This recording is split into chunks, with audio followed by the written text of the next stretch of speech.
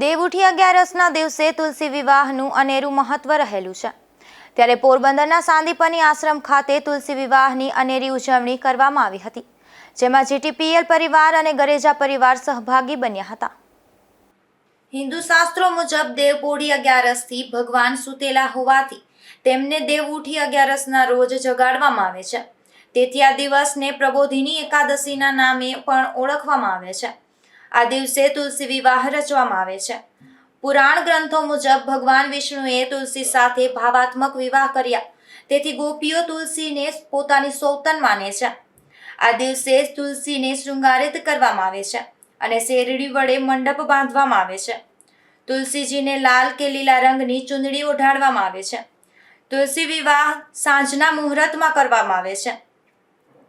ત્યારે શ્રી હરિ મંદિરમાં શાલિગ્રામ ભગવાન સાથે માં તુલસીજીનો વિવાહ ઉત્સવ વિધિપૂર્વક અને ખૂબ ધામધૂમથી ઉજવાયો હતો.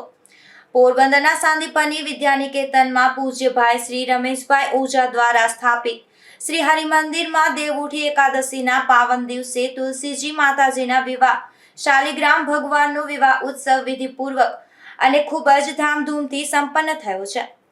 શ્રી હરિ મંદિરમાં સંધ્યા આરતી બાદ વિશેષ રીતે સજાવેલા શણગારેલા લગ્ન મંડપમાં આ લગ્ન પૂર્ણ થયા હતા. પોરબંદરના સત્યનારાયણ મંદિરથી ભગવાન શાલિગ્રામને વરરાજા સ્વરૂપે લઈ વાજતે ગાજતે જાન સાંદીપનીના આશ્રમ ખાતે પહોંચી હતી. જીટીપીએલના ડાયરેક્ટર અને સમસ્ત રાજપૂત સમાજના પ્રમુખ શ્રી રાજભા જેઠવા શહેરના અનેક પરિવારોને સાથે લઈ વાજતે ગાજતે જાન જોડી ને શ્રી હરિ મંદિરના પ્રાંગણમાં પધાર્યા હતા. જ્યાં રાજભા જેઠવાના માર્ગદર્શનમાં જીટીપીએલના મેનેજર બલવીરસિંહ જેઠવા અને બ્રોડબેન્ડના હેડ મિલનભાઈ જાની અને સંજયભાઈ ગોસ્વામી તેમજ નિપુલ પોપટની સૂચના મુજબ જીટીપીએલ પરિવાર દ્વારા ભવ્ય આતશબાજી કરવામાં આવી હતી. ત્યારબાદ વરપક્ષ અને કન્યા પક્ષના લોકોની ઉપસ્થિતિમાં ઢોલ શરણાઈના નાદ સાથે જાનનું સ્વાગત કરી લગ્નવિધિનો શુભારંભ કરવામાં આવ્યો હતો.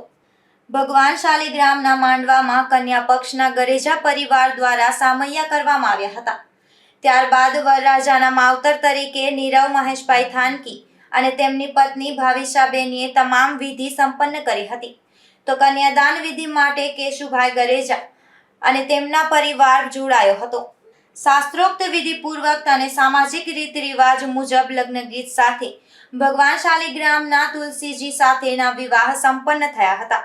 આ અવસરે ભગવાન શાલિગ્રામ અને મા તુલસીજીને અનેક વસ્ત્રો અને ઉપહારો પણ અર્પણ કરવામાં આવ્યા હતા. ભગવાન શાલિગ્રામ અને મા તુલસીજીની વિવાહ વિધિના મનોરથી તરીકે શ્રી ગૌરીબેન ગોયલે સેવા આપી હતી, જેના પ્રતિનિધિ સ્વરૂપ મનોરથી દ્વારા સંપૂર્ણ લગ્ન વિધિ સંપન્ન કરવામાં આવી હતી. આ મંગલ વિવાહ ઉત્સવમાં સાંદીપનીના પરિવાર તેમજ પોરબંદર શહેરના ભક્તજનો અને ઋષિકુમારોએ મોટી સંખ્યામાં ઉપસ્થિત રહી અને ભક્તિભાવપૂર્વક તુલસી વિવાહના દર્શન કરી ધન્યતાની લાગણી અનુભવી હતી. લગ્ન વિધિ બાદ સૌ ભાવિકોએ ભોજન પ્રસાદી ગ્રહણ કરી હતી. જીટીપીએલ પરિવારના મોભી રાજભા જેઠવાના પુણ્ય પ્રતાપે સમગ્ર જીટીપીએલ પરિવારને આવા સદકાર્યમાં સહભાગી બનવાનો મોકો મળતા જીટીપીએલ પરિવારે પણ રાજભા બાપુનો આભાર વ્યક્ત કર્યો હતો.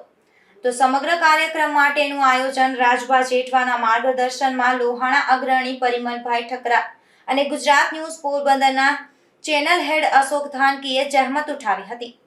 પોરબંદરમાં સૌપ્રથમ વખત તુલસી વિવાહની આવી ભવ્ય ઉજવણી થતા પોરબંદર વાસીઓએ વરપક્ષના મોભી રાજભા જેઠવા અને કન્યાદાન કરનાર કેશુભાઈ ગરેજાને અભિનંદન પાઠવ્યા હતા. આ કાર્યક્રમમાં ભક્તો મોટી સંખ્યામાં જોડાયા હતા. તો જાન પ્રયાણ માટે બસ જેવા વાહનોની વ્યવસ્થા મહાસાગર ટ્રાવેલ્સ દ્વારા નિઃશુલ્ક કરવામાં આવી હતી. દીપક મોઢા સાથે નિપુલ પોપટ, ગુજરાત ન્યૂઝ, પોરબંદર.